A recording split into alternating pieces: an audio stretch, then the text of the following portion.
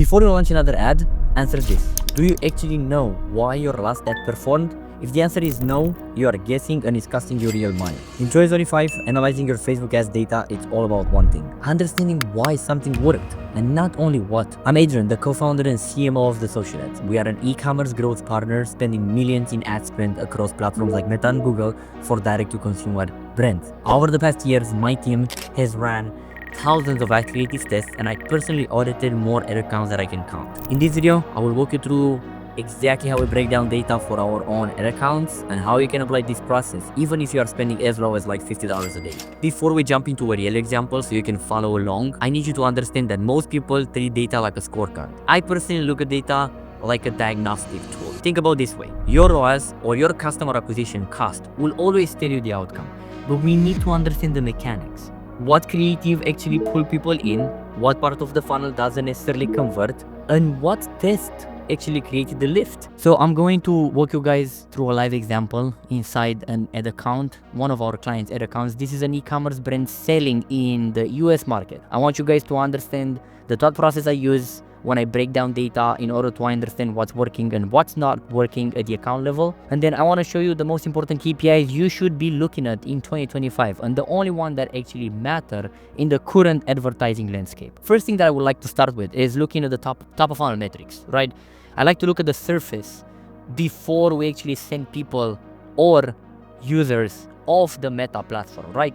We look at like how well we are grabbing the attention, how long we are holding their attention, and then we are looking at like if we are actually winning the click from those customers, because that will be the metric that defines very clearly how much desire we are building through our ads. How well are those ads we are putting in front of people are resonating with them, right? One of the main metrics that defines how well we are actually grabbing the attention is video hook rate. If we look at our ad account right now, you will notice across some of those top spending ads that some ads have a very solid video hook rate, like 57%, 22%, 54%. So I would say this: internally, we use a benchmark of 25%. Anything between 25 and 30% clearly defines that ad is doing a decent job to grab attention. If you are getting, as I said, if you are getting anything between 25 and 30%, there is more room for improvement. Anything above 30% or even 35%, it's solid. Like you are doing the best job possible to grab the attention at that point, right? A scenario like this of 57%, you won't necessarily see this across too many ad accounts, because we don't necessarily see this across many ad accounts out there as well that we have our hands on. It's a scenario where the ad is so solid that like people are genuinely like so interested in that one. It will be like more of an unicorn ad, right?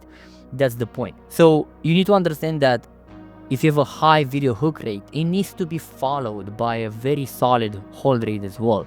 If we are grabbing the attention in the first 3 seconds, we need to make sure that we are holding their attention and give people a reason to stick through and watch more, find out more about their product, right? As you can see here, for a 29% video hook rate on this ad, we get around 13 to 14% of people that are actually like, moving forward after that 3-second mark, which is perfect. Like you won't necessarily see like a very high hold rate all the time. This is the benchmark that I will try to aim for. I will try to aim for at least 15%. If I'm getting a 30% video hook rate, at least 15% of them needs to actually move forward after that 3-second mark and like stick around and watch more. A solid video average watch time, what I'm seeing, it's usually anything between 4 and 6 seconds. You will never see like huge video average watch time on ads, just because attention span is very short nowadays on the platform. So in the end of the day, it's like you won't see 20, 30 seconds video average watch time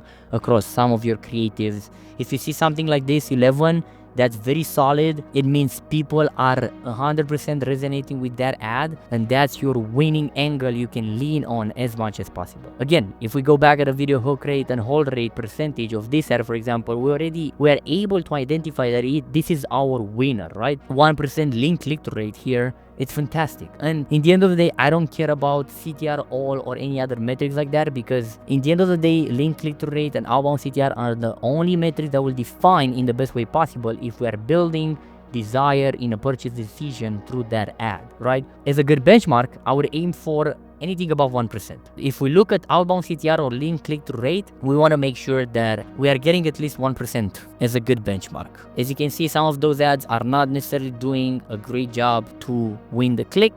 And that's exactly why we've done a lot of testing inside this ad account from a creative perspective in order to be able to identify where can we push more scale. We have another one, for example, here that is, again, driving a 54% video hook rate, very close to our winner here. It doesn't necessarily get enough volume of spend at the moment, but it is in the phase of actually being scaled up to get more performance out of this one as well. But it's followed the strong video hook rate, it's followed by a solid video hold rate as well, which is followed by a 10 seconds average watch time, which is phenomenal. And then it's 0.98% in terms of like outbound CTR, but it's really close to exactly our benchmark. So it's hitting all the marks in terms of a top performing ad that's definitely ready to be scaled inside your account, and we can collect as many learnings as possible out of this one. What's the angle? Why is grabbing so much attention? Breaking down the ad is going to be really important. Those are more surface metrics, understanding exactly how we are, one, grabbing the attention, building the interest, and then building that desire in a purchase decision, right? And then moving forward to funnel metrics, identifying exactly at what point people are actually dropping off. If we know we are doing a great job of driving the clicks from the platform, we might not have an ad creative problem. We might have a messaging problem or an offer problem on our funnel. So I prefer to use custom metrics on the platform in order to be able to identify what's actually happening once somebody has been sent off the Meta platform. I like to look at click to add to cart ratio, add to cart to initiate checkout, and then initiated checkouts to purchase ratio as well.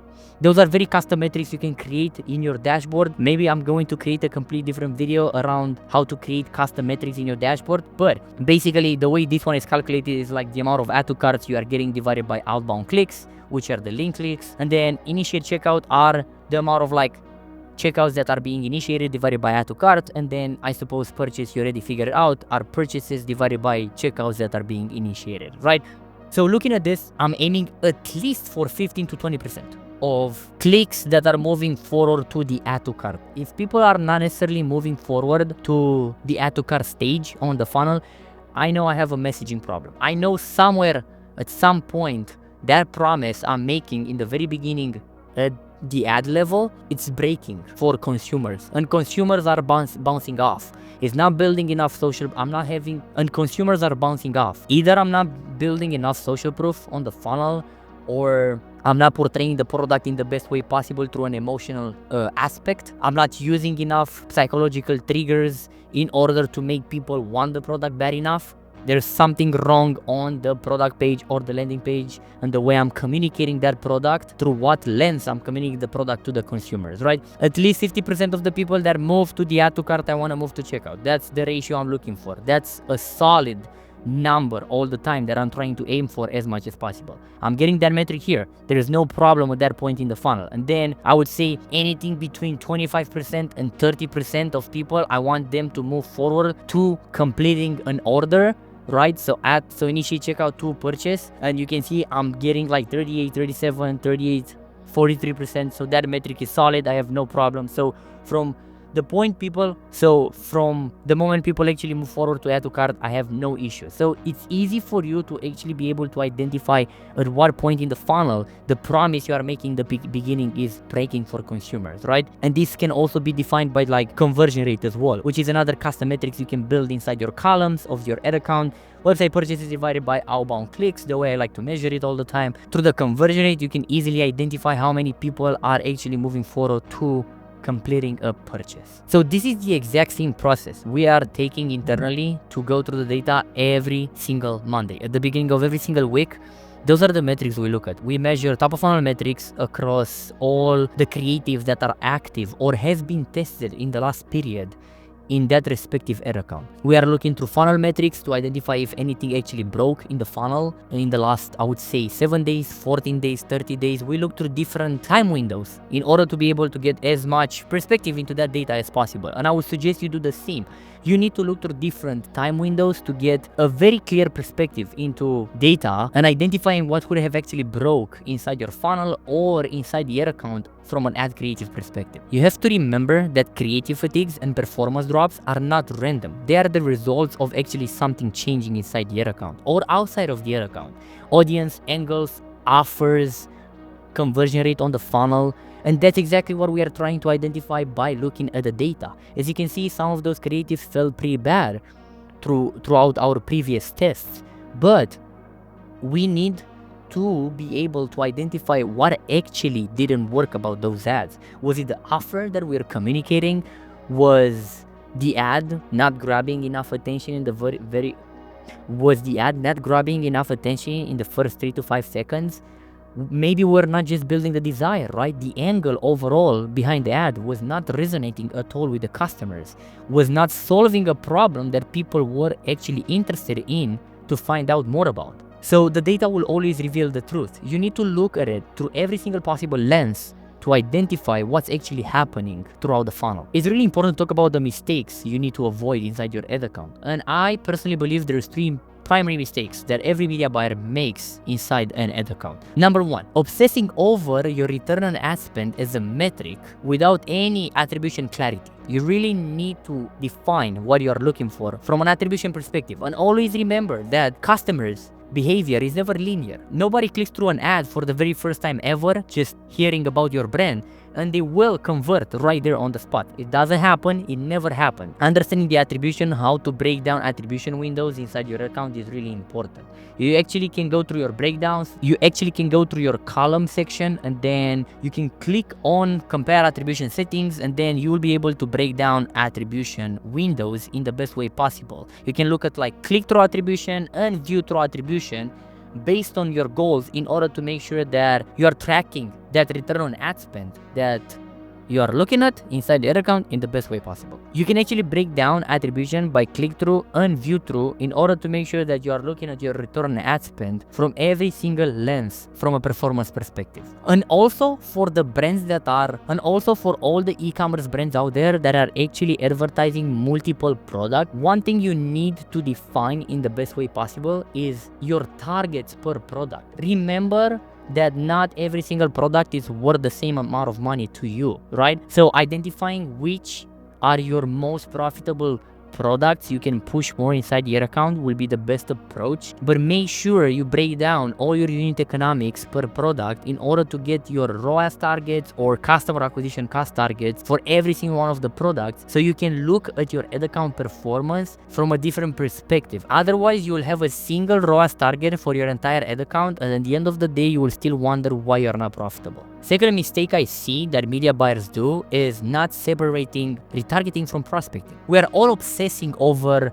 making sure that we implement existing customers exclusion across ad accounts in general to push first-time customer acquisition forward. That's exactly what we do internally at the social ads as well, as much as possible for our clients. And that's the sole purpose of the Meta platform, is to push new customer acquisition forward. But you still need to make sure that your top of funnel scaling campaigns and your creative testing campaigns are kept separately than your retargeting campaign. Because when I'm talking about retargeting, obviously there will be abandoned carts and abandoned checkouts and people that have been to the website and you are still excluding existing customers, which in the end of the day, those are still first-time customers, but they are way lower down the funnel.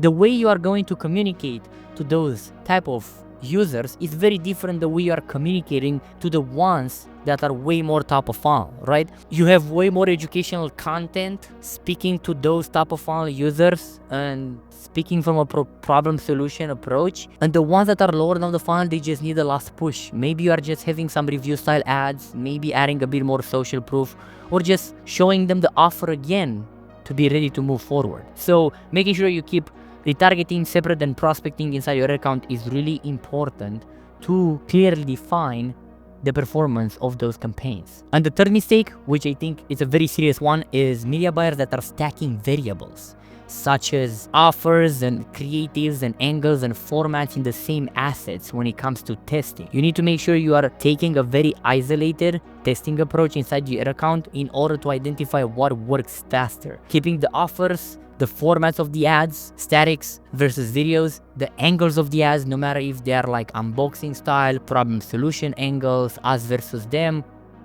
more benefit, future focused, no matter what's the angle behind those ads, keep them separate. Run them across multiple assets so you can see what kind of angles or formats or offers or even landing pages are performing the best. That's how you are going to have as much clarity as possible in terms of data, and this is exactly how you'll be able to identify what's more scalable, what's not scalable, what can be killed on time in terms of like underperformance, what you can actually take it to the next stage and level in your account to push more spend behind it. Alright, that's it for today guys. If you found this video helpful and you want to support the channel, please give this video a like, hit the subscribe button, and I will see you in the next one.